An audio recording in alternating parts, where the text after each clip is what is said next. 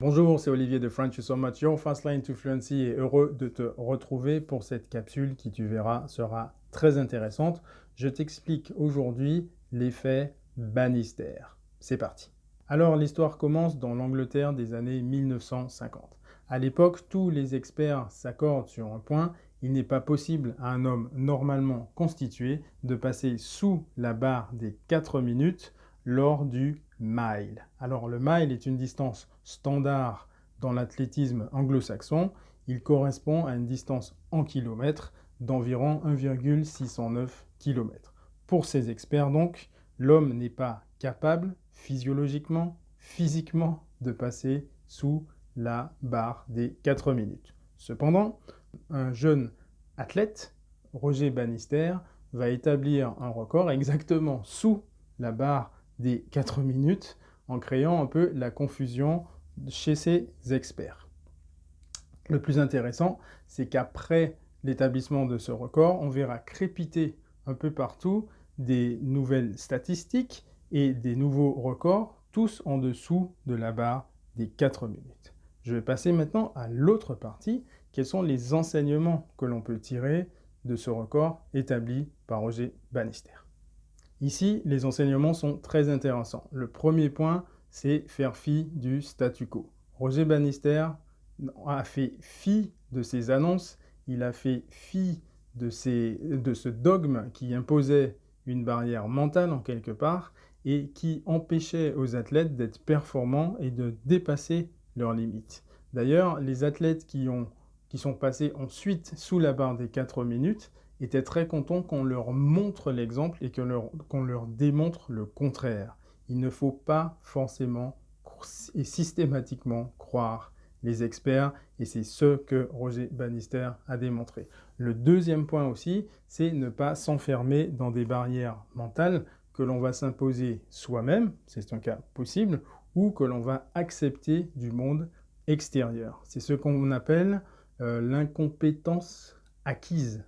Pour te donner une autre version de l'effet Bannister, on peut prendre aussi l'image du petit éléphant, donc de l'éléphanteau, qu'on attachait à un piquet pour l'empêcher de se déplacer dès son plus jeune âge.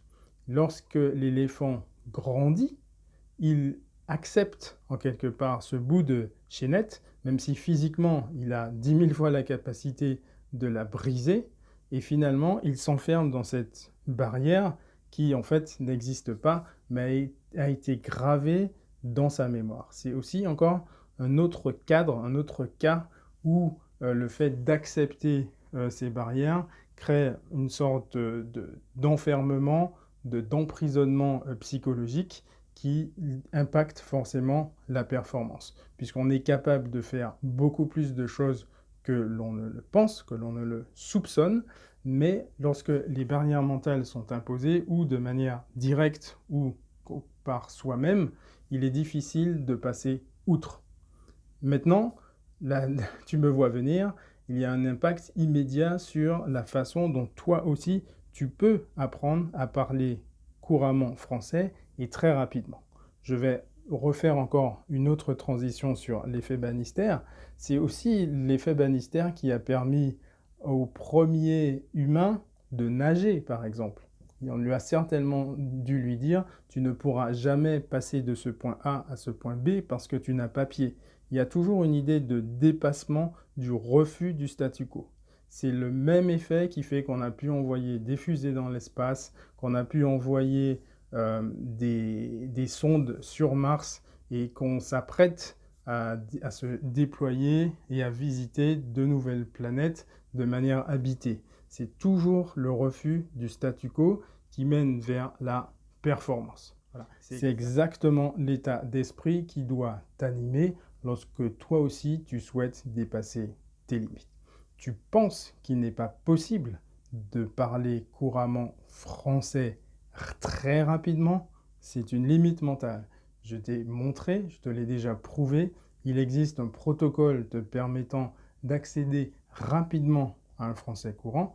Bien entendu, il y a un effort à produire, il y a un protocole à suivre, mais le démarrage, la première étape est d'accepter et de sortir de cet emprisonnement qui t'emprisonne dans l'impossibilité, qui t'emprisonne dans l'impossible. Voilà aujourd'hui la leçon du jour.